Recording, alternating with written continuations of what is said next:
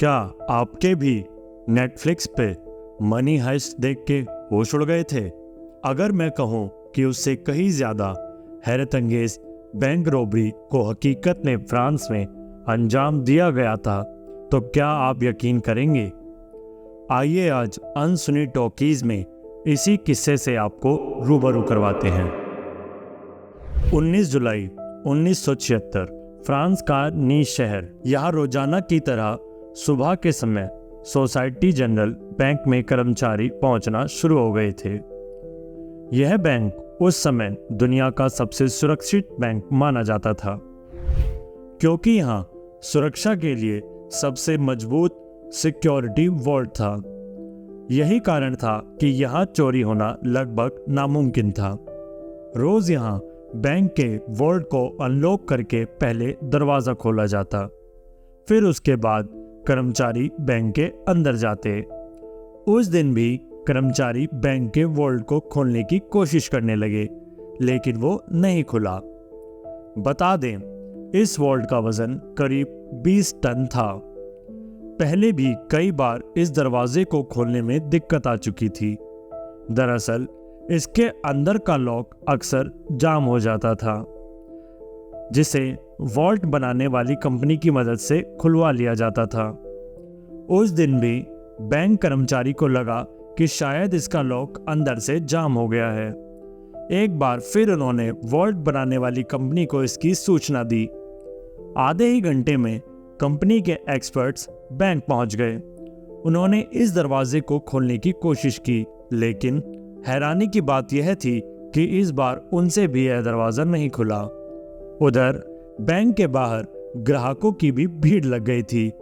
आखिरकार 3 घंटे बाद बैंक कर्मचारी और वॉल्ट कंपनी के एक्सपर्ट्स ने तय किया कि दरवाजे में ड्रिल से छेद करते हैं कि आखिर वॉल्ट खुलने में दिक्कत कहाँ आ रही है। वॉल्ट के दरवाजे पर किसी फोर्स एंट्री के निशान भी नहीं थे, जिससे कि यह लगे कि किसी ने उसे खोला हो या खोलने की कोशिश की हो।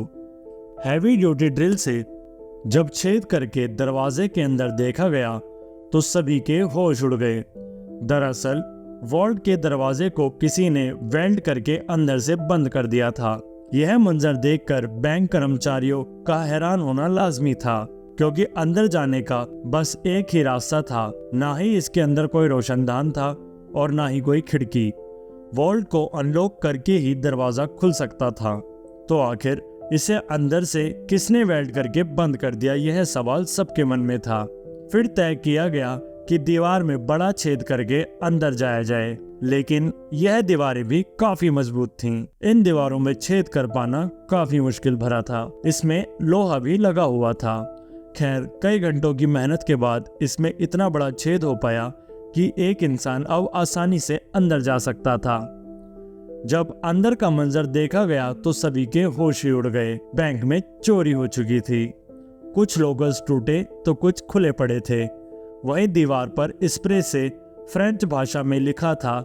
इसका मतलब था बिना हथियार के, बिना नफरत के और बिना किसी हिंसा के बैंक कर्मचारियों ने देखा कि वहां जमीन पर एक सुरंग बनी हुई थी। पुलिस मौके पर पहुंच चुकी थी।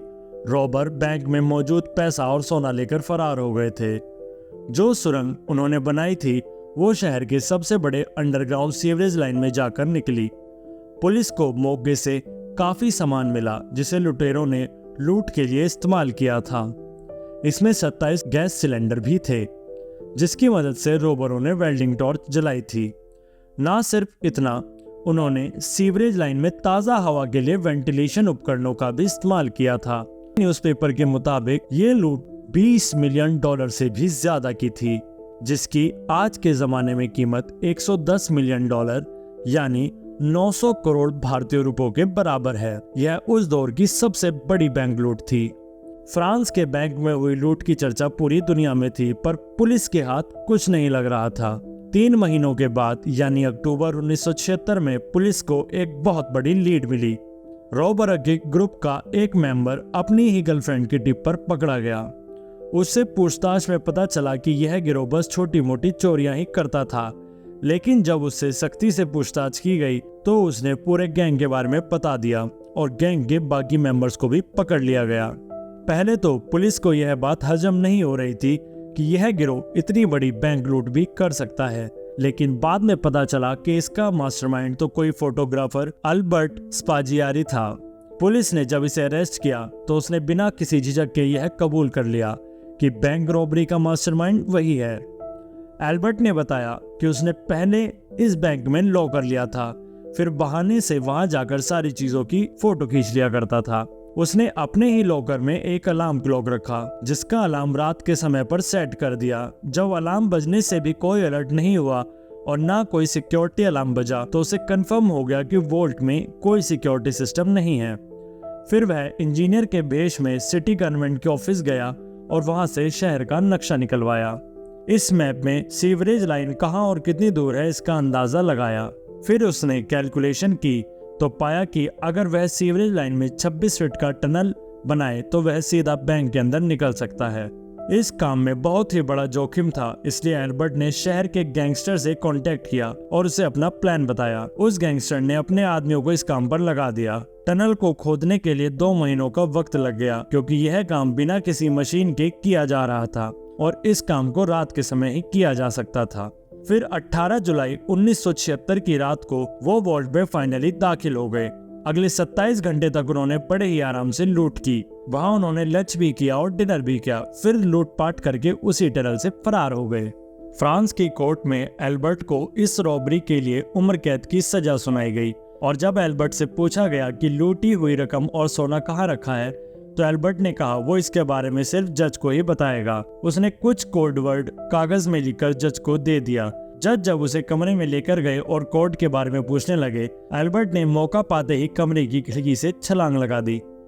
वहां पहले से ही एक बाइक खड़ी थी। एल्बर्ट तुरंत उस पर बैठा और वहां से फरार हो गया। पुलिस की लाख कोशिश के बाद भी वह नहीं पकड़ा जा सका। कई साल बाद उसका इंटरव्यू एक इटली के चैनल में ब्रॉडकास्ट हुआ। इसमें उसने बताया कि उसे 12 साल की उम्र में ही खजानों को ढूंढने का शौक था और यह शौक उसने बैंक रॉबरी से पूरा किया।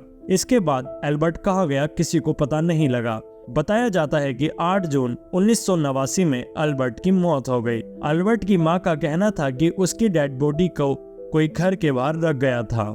आगे भी ऐसे मजेदार किस्सों के बारे में सुनने के लिए हमारे चैनल अनसुने टॉकीज से जुड़े रहिए। धन्यवाद।